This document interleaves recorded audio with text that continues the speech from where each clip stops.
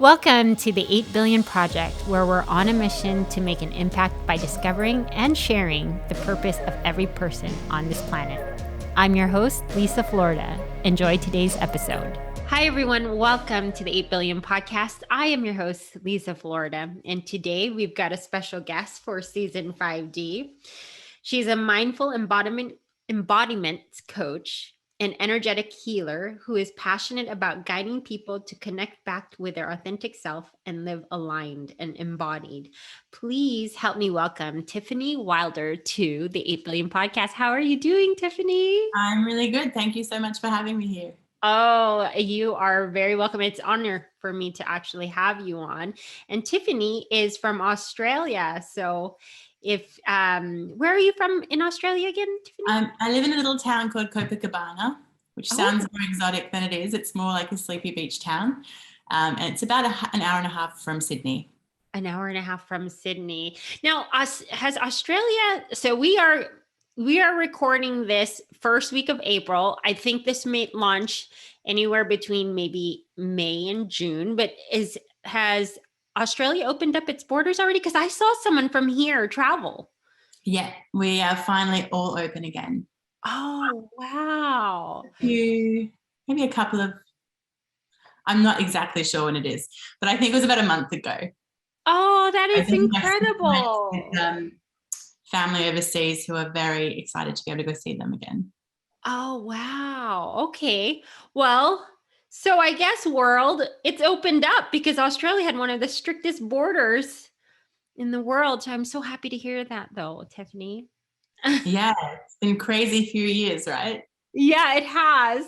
And here we are. But you know, the last crazy few years have allowed so many different, including myself, podcasters to be able to make connections all around in the world, right? And Australia has been really big for me. I think I already started having someone from Australia in my season 1. So beautiful.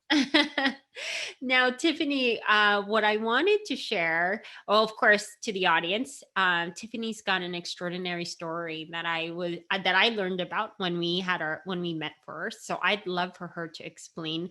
Well, of course, Tiffany's work and how she got into it, but she's got a backstory behind it. So if you can please go ahead and share your story. Absolutely.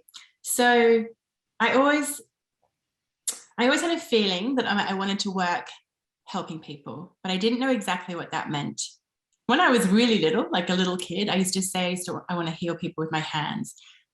Back then, my only picture of what that would mean was to be a chiropractor or a physio, because I was little. I didn't have the picture, right? But I ended up studying psychology, and I still to this day love learning about psychology, but to become a psychologist didn't feel like a fit for me. So I went on to study yoga teaching and meditation teaching, and all of it, I loved parts of it, but it didn't quite come together. And then at the end of my yoga teacher training, like finished with a retreat, I felt ill, and I just didn't get better. I just kept getting worse and worse and worse, and it ended up getting a diagnosis of chronic fatigue syndrome. And it was through the 3-year recovery from CFS that I found not only like my work in the physical world, but my work in the spiritual world as well. Because in order to recover, I had to, and this was a journey. I don't want to play it down for anyone that's going through it, because I can't even explain. The best way I can explain is like being reborn or peeling back all the layers to start over. But I made a commitment as part of my recovery to heal on every level, not even knowing what that meant exactly when I said it, but went forth to journey into that healing. And from that found my spiritual path, healed my started my psychological healing journey, healed physically. So it was really through that recovery that I found how the pieces of what I'd studied and what I'd been drawn to came together to bring me to do the work that I do now. Right. And what I do want to have you go into, and if you're okay with it, is to explain or go into greater depth of what you went through to, I mean, Absolutely. yeah, that is the big piece of the story, audience, that I love. And well, love for you guys to hear so you can understand what she had really had to go through. So everyone's experience of CFS, or what they now call ME, because myalgic encephalomyelitis, I think I'm saying that right. Yes. But it can present differently for different people. But what happens is it's a multi-system issue or problem, whatever you want to call it. So for me, the symptoms were so vast, but some of the ones that stand out were I had migraine symptoms for over 8 months. And I mean like all day, every day for 8 months. So effectively, I would have like an hour out and about around sunrise, and then I'd have to go inside and be in the dark because I couldn't handle the sunlight. I'd get, the migraine headache and nausea. I couldn't see properly, or my eyes would get affected. So I couldn't even read because scanning the page would bring on symptoms, or couldn't read for more than 10 minutes at a time. I would have symptoms like neurological symptoms. So all of a sudden get a rush and not know where I was, even though I knew where I was. I didn't know where I was, which is hard to even explain better than that. I had digestive issues. My skin was sensitive to everything. It felt like I was allergic to the world. Yeah. I'd go into the doctor and say, no matter what I eat, I feel worse. And the doctors don't really have the knowledge yet of how to treat that kind of condition. That in the dark, it has been understudied. So, I used to explain it that if you imagine if you had a really bad flu, the worst hangover of your life, and you'd run a marathon the day before. That's kind of what it felt like. And you lived like that for 8 months. For 3 years, actually. The 8 months was just the migraine bit, and then that started to ease. But it took 3 years. But it's not all day, every day. You'd have good days and bad days. Yeah. Which would make it hard for other people to understand, because they'd see you for like an hour on one of your good days and think that you didn't seem that bad. Yeah. But they didn't see the flip side of that, what like cost of that hour out and about would bring to you. And that would be really interesting though, Tiffany, only because like you were saying, sometimes you'd only, like you could see for maybe an hour of the day, but because of the brightness, you'd really have to be in the dark. So could you even watch TV, or, It was before I realized the effect of TV, there were times that I would watch it because you feel like you're just edging out and lying and watching TV, but actually too much of the moving images and it's like, it was a sensory overload. So I could only watch for a restricted amount of time. So I spent a lot of the time, like I think I said to you in our chat, sitting alone in the dark with myself, which I had never done, which was like the antithesis of what I was comfortable with. I had been a go, keep moving all the time kind of person. And I feel like this was life's way of teaching me, like, no, sit down, sit still, get back in your body. There's stuff you have to deal with. Wow. Which I can say now. No, I can say as I came out of it. At the time, it felt like it was heavy. I'm not going to underplay that. There were definitely times when I thought, if this keeps going on, I don't think I will be able to keep going on, which in a way fueled me to find a way to recover. So there was a stage when I would just sit in the dark all day and I could listen. I could listen to podcasts. I used to listen to lectures and try and figure out how to find my way back to health. Wow. Until I also found my spiritual teacher. And she said to me, like, you need to just rest and stop even trying so hard to recover all the time. She's like, even spiritual work is work. Yes. And a lot of people won't understand that until like maybe you're in a situation like that. Like sometimes even us just worrying actually puts us in a different frequency, and we're not gonna get the desired results we want. No, it's interesting because it's on that spiritual level. You're right. It puts us in a different frequency. But even on a physiological level, when you're in fight or flight, your body can't repair. it's ready for action. Correct. You need to calm your system down. And I did not know what that even felt like or meant. It wasn't my experience of life. I was running on adrenaline most of my life. Yes. So what, Tiffany, can you remind me when this happened to you? Like, was it how many years ago or? It started I get messy with the timeline, to be honest, because it all becomes a bit of a blur. But it started when I was about 30. I'm going to age myself now, but that's okay. You're fine. I was like, if it helps you, I'll tell my age. No, I don't mind. I started when I was 31, and and it took about until I was about 35 to recover fully. But why I say it's messy is because I didn't suddenly just have chronic fatigue syndrome. I started getting sick really regularly. I started having some pretty intense mental health issues, panic attacks, anxiety, all this stuff coming up. Then eventually I got a virus, which they thought was glandular fever, even though I'd had it as a kid. Some doctors said it was, some doctors said it wasn't. I got better from that, kind of, and then went straight back into doing everything all the time, working 2 jobs nonstop. And then fell sick again at the end of the yoga teacher training. So it's a bit of a blurry line, but it took from about 31 to 35. And so before 31 years, or up until you were 31, completely your health was good, everything was normal, you were super active. Could you explain what your lifestyle was like? Oh yeah, I used to work as a wedding coordinator and do like 17-hour days, several days a week. I still am, but I used to perform with a band, have a really active social life. Like I was go almost too much, if that makes sense. Wow. Which I have to say, for the people that I've come across who have had this condition, seems to be pretty common. Wow. So your symptoms were not extreme at all. This happened that's pretty normal. Like a moderate experience of CFS. Some people are bedridden all of the time. Some people are in wheelchairs. There's a real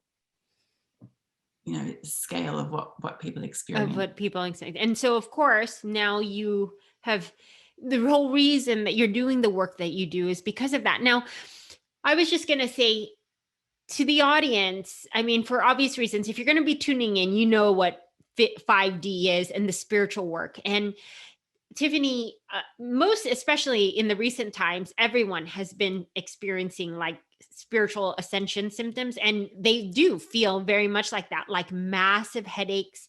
You could feel it in your body and all that kind of stuff. But yours was 4 years. I can see why it really triggered a spiritual ascension for you. It did. Could you explain a little bit more on that? Well, I met the teacher that I ended up working with for a few years. I did kind of an apprenticeship with her as part of my yoga teacher training. And when you meet someone and for some reason you just know that you know them, but you have I had been dealing with her so powerfully. And she's based in Sweden, but I ended up working with her one-on-one and really coming to see, and she introduced me to the philosophy that she uses called the universal truths, and it helped me navigate not just my recovery, but part of my recovery was facing everything I'd been through coming up to that age. My childhood trauma, my relationship experiences, all the stuff that had come up, and seeing it through the lens of spirituality and really tuning in on that level.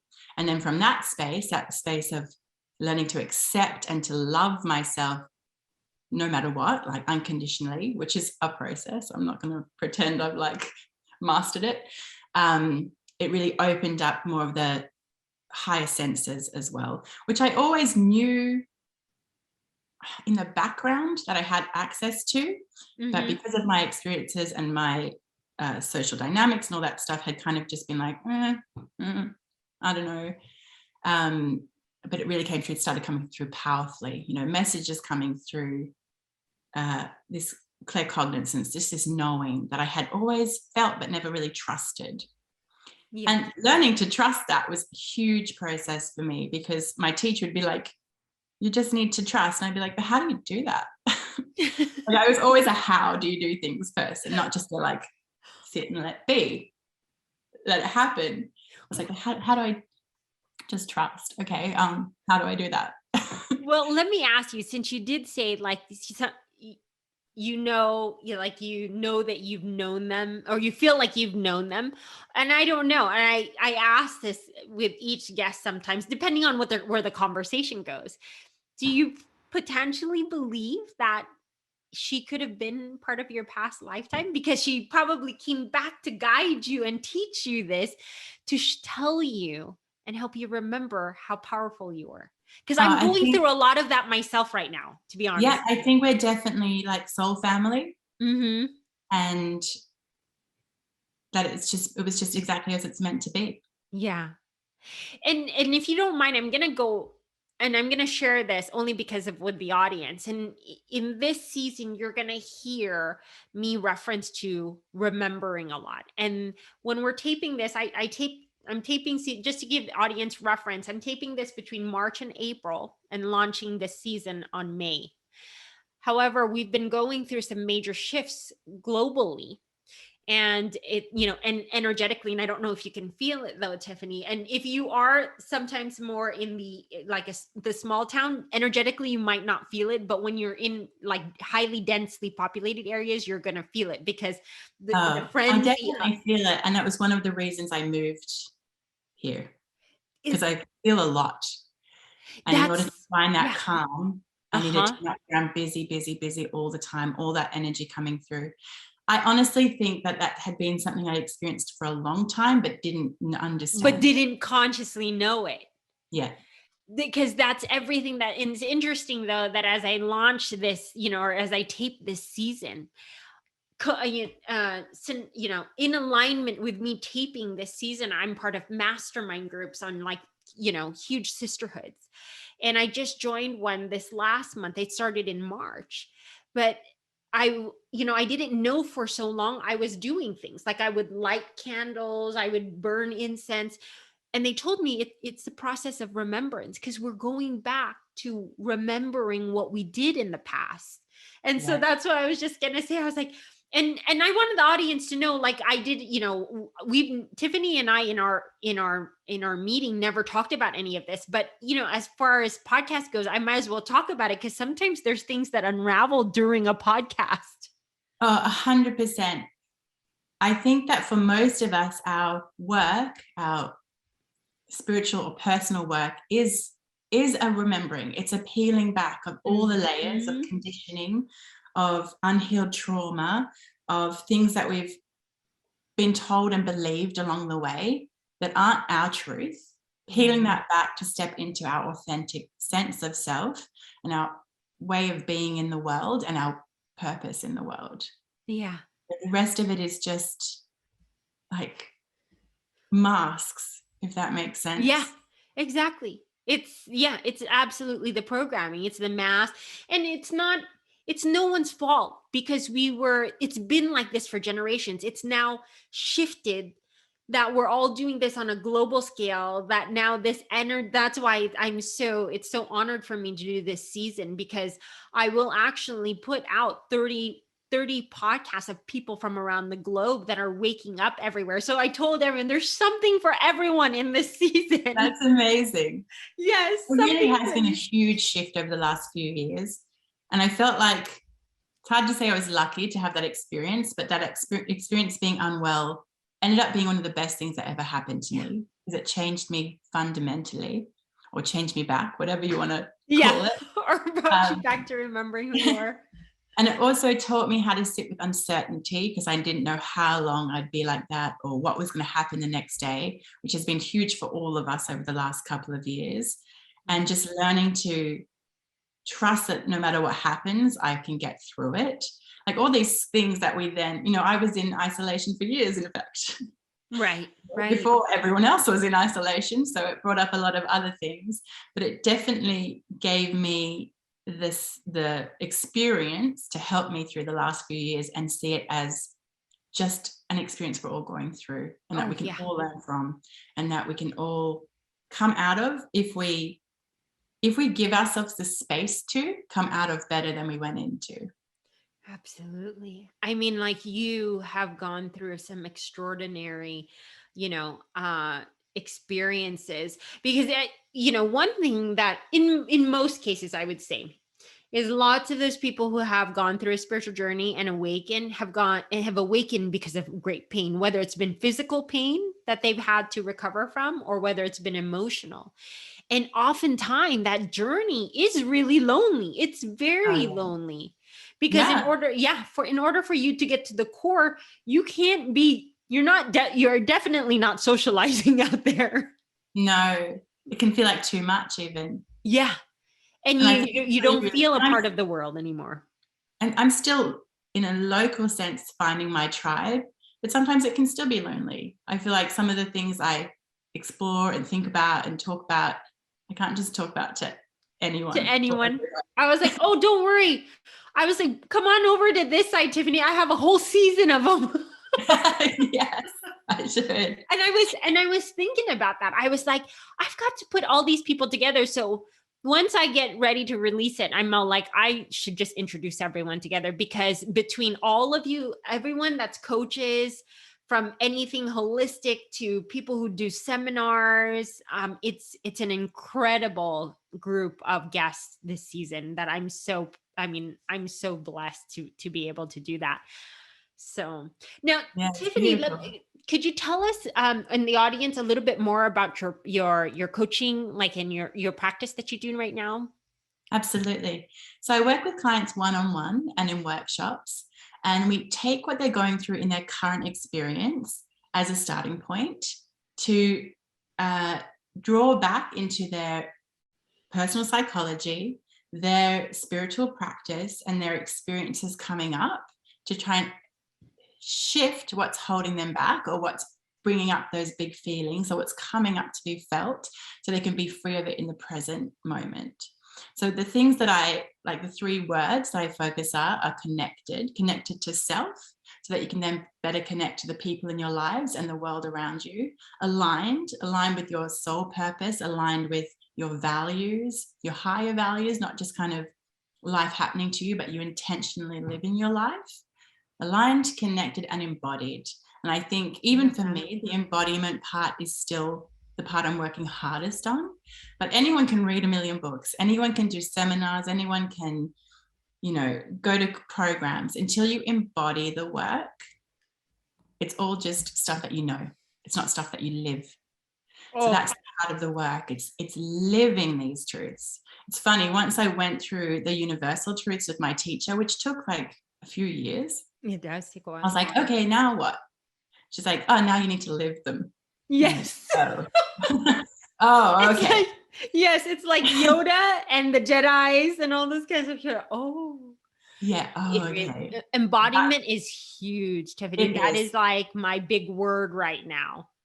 Yeah. And Embodiment. feeling it and living it. Like, it's great. And I get Mhm. caught up in it too. I have a lot of, I guess, sticky things that I can get caught into from my past habits and my past experiences, where I can get out of my body and into just doing again, even after my experiences coming through, that I Mhm. have to consciously do embodiment practices.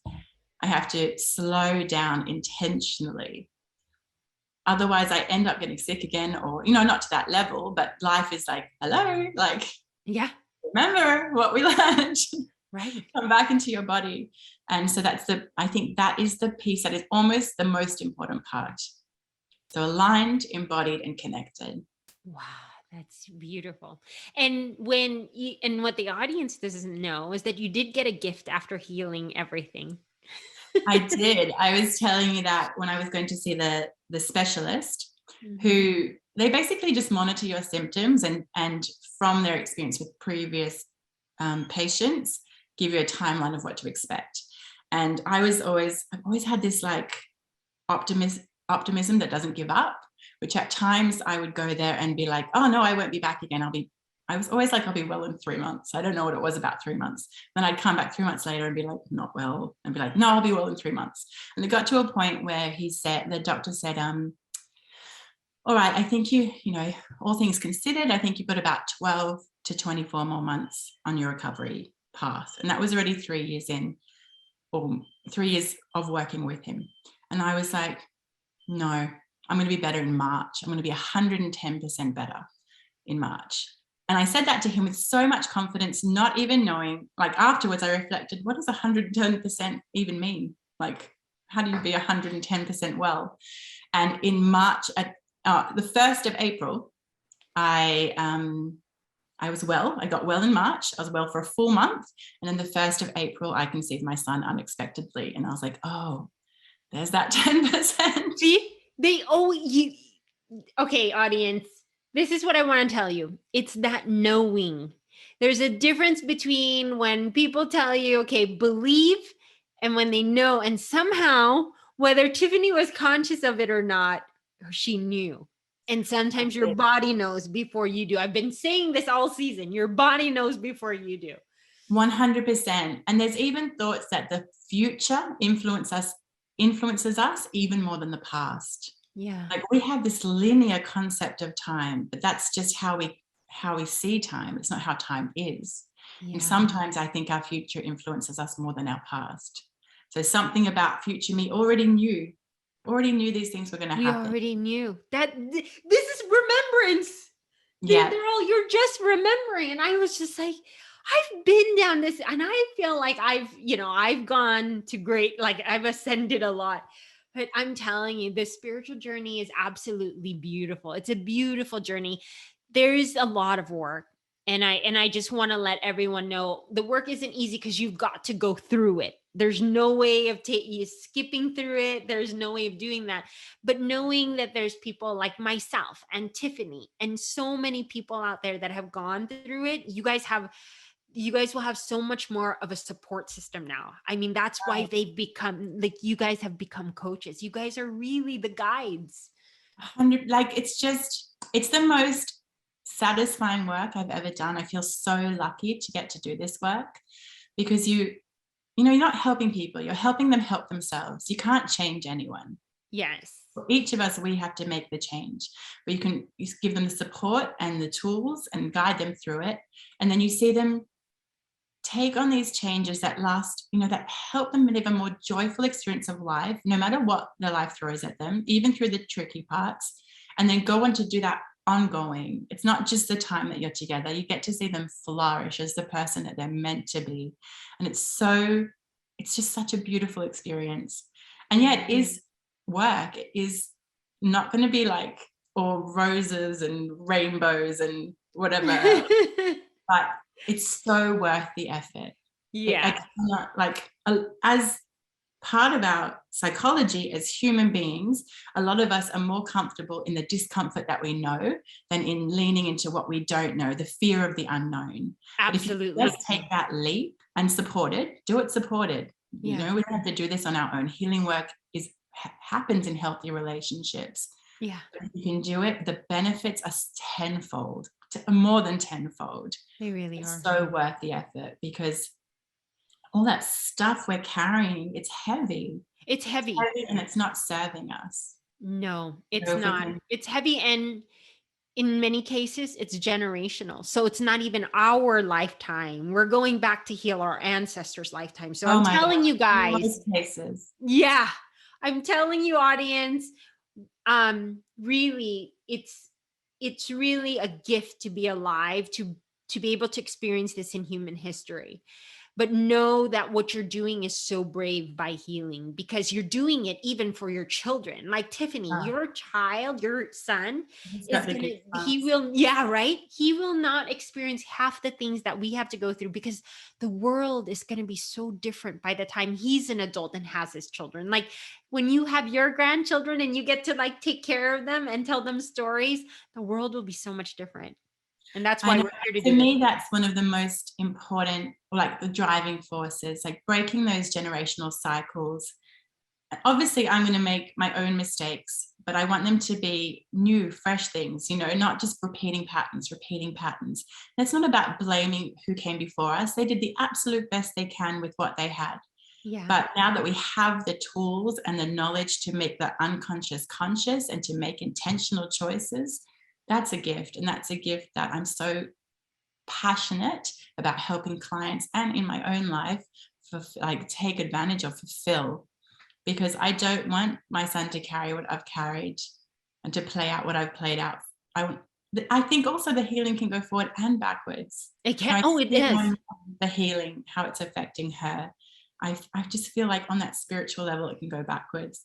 But having said that, it is also what makes it challenging. Like for me, coming out spiritually has been a big step for me. Yeah. And I was speaking with my best friend and she's like, oh, it's only because like generations of women have been like burnt at the stake. No. And oh my gosh. Like suppressed. We were having this conversation. No, it's true, because I'm telling you, Tiffany, in this season, I've had Akashic records, and there was one girl, I won't know whether it's released by now, but look out for Lynn Marion. And she was talking about how she didn't know, like all of a sudden she was drawn to Akashic records. And then she was in this group with all these women. And then all of a sudden they're all like, she's like, she thought, of course, in this lifetime, in her physical lifetime, right? They all came from like mysticism and they were all doing Akashic records. She had just finished like project management and she was called to doing them. They're all like, don't you remember? Don't you remember, Lynn? We were all burning at the stake together. It was so funny. You'll have to watch that episode. Oh, I will for sure. Because the way she explains it, she was holding her Akashic record book like, what am I doing here? Well, I think even on that level, like groups of women coming together in their power was really like suppressed by the way that society was worked. Even motherhood has been looked like degraded and looked down on. Like women aren't supported in the way they need to be supported to do the work of motherhood. So it's really systemic and it goes deep. So this is healing, not just for us, but for all of us on that higher level. No, it really is incredible. And I do actually have someone that's part of this season. She's New Zealand, so I should connect you two together, because what she's trying to do is create women's circles, because I'm currently in one, and that's the whole process of remembrance for me. Yeah. Like she was, the lady who leads our group, Kristen Stewart, she's also going to be on this season. She was just like, in our lifetimes, that's what we used to do. We used to sit around as women in past lives, in the past, and we would play with each other's hair. We'd love one another. And she goes, there was so much magical power. And yet in this day and age, people will say, oh, magic, what are you, like a witch? And if you are a witch, it's deemed as bad. Like you're doing bad things. And so even like trusting your intuition on that simplest of level, we are told that that's not a thing. Yeah. And I think there's a real resurgence coming of that feminine power, and a women going like, no, I trust it. That's even part of that embodiment work. That's what's here right now. Body. Yeah. Trusting that body, trusting the knowing, all of that stuff, which is huge generational shifts. It is huge generation. I mean, to let the audience know, this is even so different too when Tiffany and I met for our first meeting, because we were talking, of course, about her, what she had to go through. So that in and of itself was a conversation. But it's so neat to just really allow the podcast to unfold, because I didn't know that any of this, Tiffany, and I'm not too sure, maybe you came out with this with your teacher. I didn't know if you covered any and all of this, or if this has just been the unraveling of your. It's just been unraveling. I'm not currently working with her at the moment. Oh, okay. But all of it started with me when I was sick, if that's what you meant. Really that, I used to just be like, I say that I used to be this and that, but my grandmother was a medium and she taught meditation for 40 years. That's right. And was really deeply into that occult side. And I was aware of it. And she started to teach me tarot when I was 20, but I wasn't in the space for it yet. And also we didn't have that connection yet.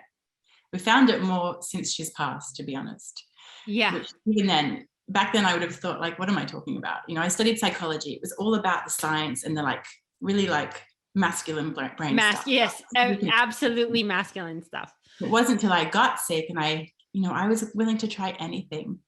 to get well. And I started getting kinesiology and energetic healing in that space, and before that I'd been like, what is this? Like, what is this hocus pocus? What's that going to do? But it had such a profound effect that I went on to study Reiki as part of my healing, and it all kind of, the layers slowly peeled back, because it wasn't just a physical ailment. It was really that every level needed that healing. Yeah. And I went from believing like, science, to when I was pregnant, my teacher said, any nutrients that you need, you can just like put them into your food, and then you won't have to take the supplements anymore. And so I tried, just as a kind of like, oh, that sounds cool, I'll give it a try. But, without the attachment to it being serious, I tried it. And then I had to stop taking my iron supplements because my iron was so high. Like just the subtlest little things I would play around with, start off just like, oh, I'll give it a go, while I built that more of that trust, and while I'm still building that trust, really. Well, and it's an ongoing journey. Everything is just really unfolding right now. That's why I'm telling you, I had no plans even, after I finished season 4, and then of course I have connection to my guides. They're all like, no, it's not season 5, it's season 5D. And I was like, oh my gosh, you guys are so brilliant. And then I did it. They're all like, no. And now when you're going to go look for your guests, you have to be very specific. And I was like, oh my gosh, you guys are even more brilliant. So I put it out, and I had no clue, Tiffany, I would get so many. I had 60, and I still have probably a whole other season. I could, I literally with that, I could do 4 seasons. So it's amazing how the world is really starting to pick up on turning within, and everyone's kind of waking up around the world. So it is interesting, even with things like COVID and long COVID. My gut feeling is that long COVID is a lot like CFS, and that like so genetically about 10-11% of people are susceptible to CFS after a bad virus or a bad accident or cancer treatment, something like that, a big shock to the system. So there's going to be a lot more people that are going to experience it. Obviously, the study then will pick up and we'll have more of an understanding of it. But more people are going to have their version of sitting with themselves, being asked to heal. Yeah. That's huge. And I'm not like, for anyone that is going through that, I'm not downplaying what they're going through. Like, it was hell. It not. Yeah. I can't empathize with them more. It's not. I wasn't ready to hear this is one day going to be the best thing that ever happened to you. I was not ready to hear it when I was in the midst of it, because it did not feel like the best thing at all. But just the fact that that's happening on a global level, and that more people are rethinking how they work, how they show up, how they interact, how they treat their physical bodies. It's like, it is this amazing like time. Mm-hmm. And we'll see what happens with it, I guess. And the world, right? We can't go on how we've been going. Yeah, I think all we could do is play our role, let them know. I mean, Tiffany, you have been through such an extraordinary experience, so brave and courageous. And now you're here to share it. And the audience, you guys know this, because in most cases, the physical, the spiritual growth happens on an emotional level. Tiffany experienced on both levels. So she did it holistically. Right? I mean, so if anyone, then that's what I wanted to say, Tiffany, is, if there's anything that you could leave the audience with, whether it's some words of encouragement or anything from all your wisdom that you've acquired in this short time already. I would say the biggest takeaway for me, well, it's twofold. On a really practical level, for me, the biggest part of my healing was learning boundaries, physical, emotional, energetic boundaries. Yes. But when we can learn to take life as happening for us instead of to us, that's when we get to alchemize our experiences and our emotional world into that growth and into that healing. So no matter how tricky it feels or hard or heartbreaking, whatever it is, if we can just trust that everything happens as it's meant to happen, otherwise it would be happening differently. And that's how we can find our way, not just through it, not just to survive it, but to come out of it better than we started. Yeah. And by better, I don't mean on a judgment level. I mean more aligned, more embodied, and more connected. Absolutely. Wow, that is a great message to leave the audience with. Now, Tiffany, if anyone would like to learn more about the work that you do or even get a hold of you, how would they do so? They can check out my website, which is houseofwylder.com. Wylder is Wylder. Or they can find me on Instagram at tiffany.wylder, or Facebook, the same, Tiffany Wylder.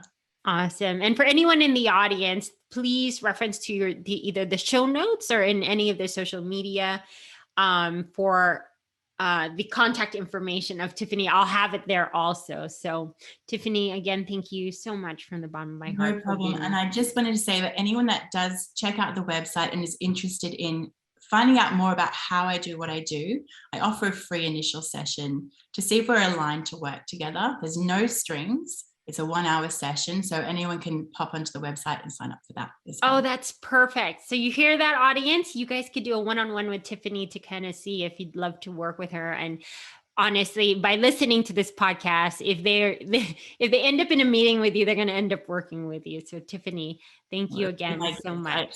Really, I love to share this work because it's so gratifying on all levels. Yeah. Well, you always have a voice if you ever need one, again, here on 8 billion. So well, thank you so much for having me. It's been such a pleasure. And I just so love what you're doing and how you're spreading this word and this work into the world. I think it's absolutely beautiful. Oh, thank you. Same here. I love this work. I would do it for free. However, you know what? I was like, I left real estate, or I didn't really leave real estate. I still service a lot of our clients. However, this is really what I feel like I was born to do and be of service. Amazing. So everyone in the audience, thank you so much for tuning into this episode with Tiffany Wylder. We will catch you on the next episode of 8 Billion.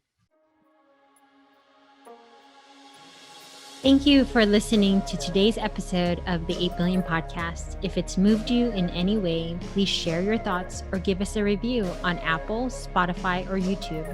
To listen to more episodes, go to 8billionpodcast.com, or to learn more about our mission, go to 8billionproject.com.